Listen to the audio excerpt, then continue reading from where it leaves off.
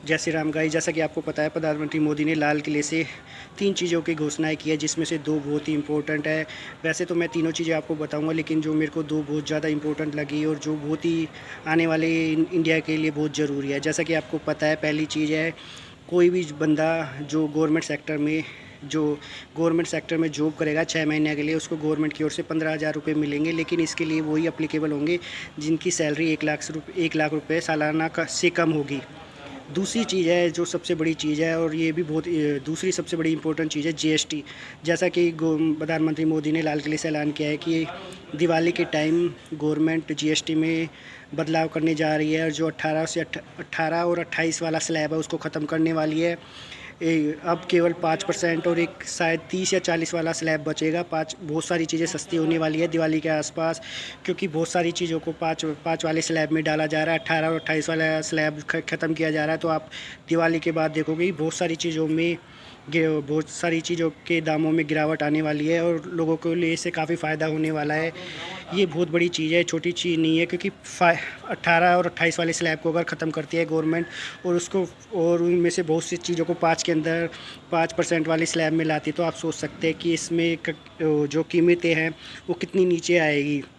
लेकिन सबसे इम्पोर्टेंट चीज़, जो तीसरी चीज़ है जिसके बारे में मैं बात करना चाहता हूँ, वो है, मोदी ने बोला कि आने वाले सालों में मोदी गवर्नमेंट इंडिया को कवच देने जा रही है, डिफेंस कवच। जैसा कि हमें पता है, ईरान के पास अपना आयरन डोम है, अमेरिका के पास है अपने डिफेंस सिस्टम।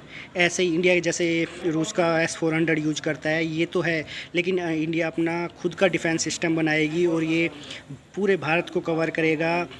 भारत की main important sites, main states, जो कैपिटल हब है, जैसे महाराष्ट्र है, और दूसरे हरियाणा है, गुड़गांव है, मेन सिटीज़, और रेलवेज से रिलेटेड, और जितने भी महत्वपूर्ण उद्योग या डिफेंस से रिलेटेड है, वहाँ पे सब जगह भारत अपना कवच तैयार कर रहा है, जिसका भारत ने नाम दिया सुदर्शन चक्र। ये S-400 लाइक वैसा ही डिफेंस सिस्टम होगा, जो भारत के इंपॉर्टेंट साइट्स, इंपॉर्टेंट प्लेसेस, और जो भी जहाँ पे भी उन्हें लगेगा कि ये भारत का इम्पोर्टेंट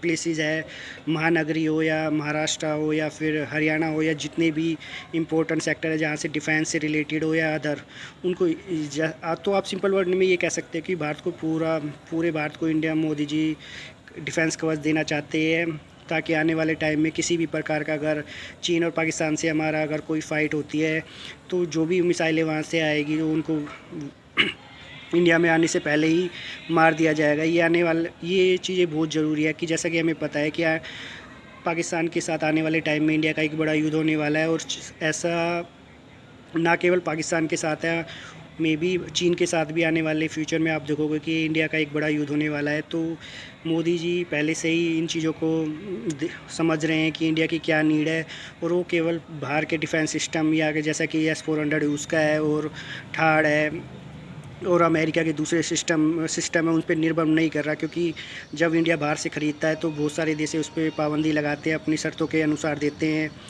बट रूस के साथ ऐसा नहीं है। रूस भारत का बहुत पुराना दोस्त रहा है, और रूस ने भारत को S-400 दिया है, और भारत अब S-500 पे भी बातें चल रही है रूस के साथ।